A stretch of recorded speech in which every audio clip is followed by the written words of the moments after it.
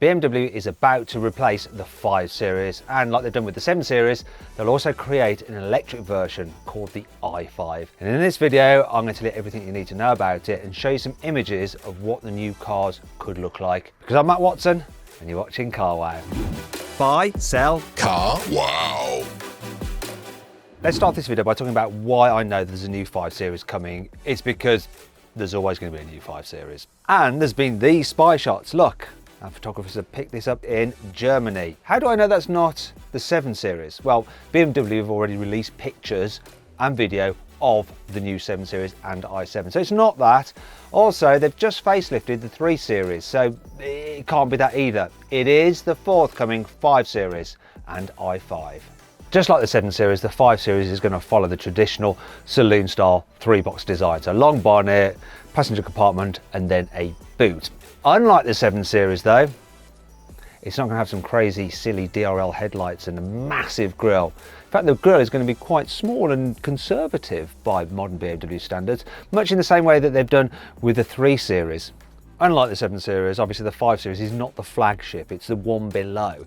And so it doesn't need to be all flashy and expensive looking, it needs to be a bit more conservative. As a result, the design of the car will be quite evolutionary. In fact, this is what I think it's going to look like.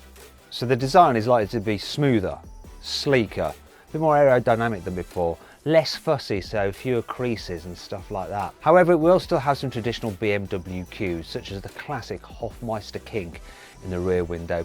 Another classic BMW trait, well, it's become classic now, is for them to produce petrol and electric versions of the same platform. So unlike with Mercedes, when you'll have like EQS, which is a standalone electric car, and then the S-Class is a completely different platform, with BMW they like to make internal combustion engine and battery operated cars off the same structure. So like you have the i7, which is the same chassis as the 7 Series, and you have the i4, which is the same chassis as the 3 Series, and now the iX1, which is the same chassis as the X1.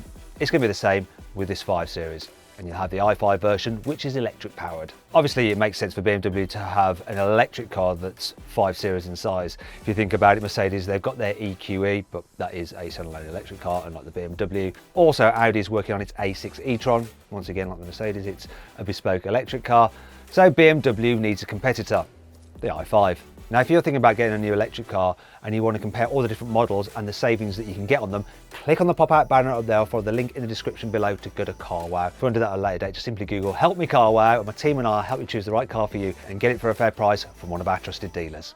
However, to make sure that the i5 does look a bit different to the internal combustion engine 5 Series, it has a few different design elements. For instance, there's fewer vents about the place, less aggressive bumpers, and bits of silver and blue trim, which means i.e. electric, in BMW's world. As for the batteries, well, BMW has two options for this. So it could use the 80 kilowatt hour battery pack from the i4, or the 100 to 105 kilowatt hour battery pack, which is used in the iX and the i7. Now, if BMW goes for the bigger battery, then the car will probably have a range of around 400 miles. It's comparable to the longest range EQE, which is 394 miles on a full charge.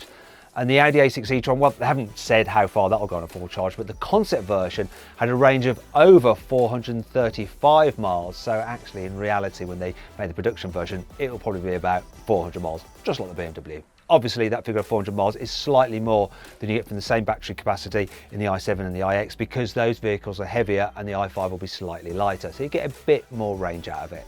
Now, the flip side is true if they go for the smaller battery pack. You see, in the i4, the 8 kilowatt hour battery pack will deliver 360 miles of range, but the i5 will be slightly bigger, heavier, maybe less aerodynamic. So as a result, its range will probably be around 350 at best. As for the motors, well, you'll be able to get the same setup as you get in the i4. So there's a single motor version, which you get in the i440, which has 340 horsepower, drives the rear wheels only. And there's the dual motor version, which you get in the i4 M50, which puts out a combined 544 horsepower. So the i4 M50 does 0 to 60 in 3.9 seconds, and it weighs in at 2.2 tonnes. The i5 will probably be a little bit heavier, so as a result, the dual motor version of that car will probably do 0 to 60 in just over 4 seconds. Now, BMW is likely to do a high performance M60 version of the i5, which will use the same setup as the iX M60. That means two motors, which produce a combined 619 horsepower. Now the iX-M60 can do 0 to 60 in 3.8 seconds, but then it does weigh over 2.6 tonnes. The i5 M60 would be lighter. In fact, BMW are probably going to benchmark it against the Mercedes-AMG EQE53. So that has 626 horsepower and can do 0 to 60 in 3.3 seconds. And we all know that BMWs always seem to out-accelerate equivalent Mercedes, so you could be looking at 0 to 60 in 3.2 seconds for the i5 M60. But what if you don't fancy an electric car? Well, don't worry, BMW has you covered with the normal 5 Series. So it'll be available with a choice of 2-litre 4-cylinder petrol and diesel engines and 3-litre straight-six petrol and diesel engines. There'll also be plug-in hybrid tech available, including the power system from the new 760e. So that's a 3-litre straight-six turbo petrol mated to an electric motor for a combined 571 horsepower. And this could replace the old M550i, which incidentally put out 530 horsepower. So what you might be losing in cylinders, you'll be gaining in outright power. Don't worry though, this doesn't mean that the V8 engine is dead for the 5 Series, because there's always the M5. And that's likely to use a 4.4 litre twin turbo V8 like the current car. In fact, here are some spy shots of the forthcoming M5 being tested. And if you look closely, you can see a sticker that says hybrid test vehicle. That means, yes, it's going to be a hybrid. What kind of hybrid? Well, probably use the same system as the forthcoming XM SUV. And that has a 4.4 litre twin turbo V8 with an electric motor, which produces a combined 650 horsepower and 800 Newton meters of torque. It's a normal hybrid, not a plug-in hybrid, like the Mercedes AMG E, whatever it's called, performance thingamajig.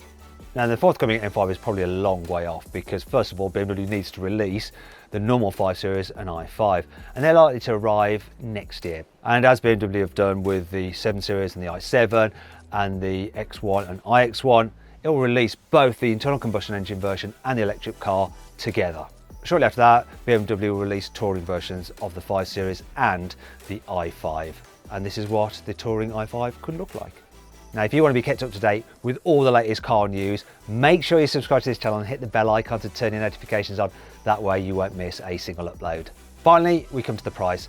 So the current generation 5 Series starts with the 520i, and the price of that is £42,000. However, the next generation of 5 Series will have a lot more tech on it, and because of that and the cost of living crisis, it's likely to be around the £50,000 mark for the entry-level model. Now, if you want the i5, electric cars are always more expensive, aren't they? And if you compare the price of the i4 to the entry-level 4 Series, it's £10,000 more, which means that the forthcoming i5 will start from around £60,000. If you want to go all in and have the top of the range version of the new 5 Series, the M5, you're going to be looking at around £120,000. That's a lot of money. Anyhow, I hope you all enjoyed the video. If you did, give it a like. Let me know some other videos you'd like to see, and click on those windows there to watch some more videos. And if you click on that box there, you can go to Car Wow and we will help you sell your car. Just upload some photos, give a brief description, and our dealers will bid on your car to make sure you get a great price for it. Thanks for watching.